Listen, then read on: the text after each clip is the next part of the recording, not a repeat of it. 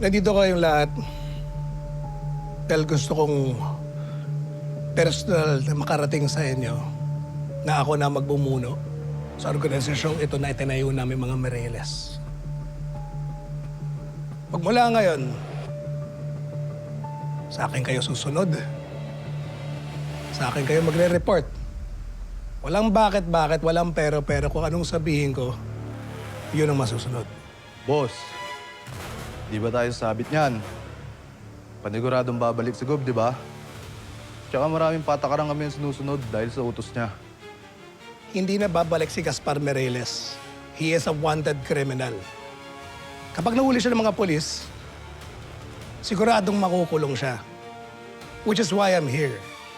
Hello mga kapatid, ito po si Ai de las Alas ng My Best Friend Eman. Mas marami pang emosyon ng mga susunod na eksena kaya click mo na best friend at huwag mong kalimutang mag-subscribe sa TV5 YouTube channel.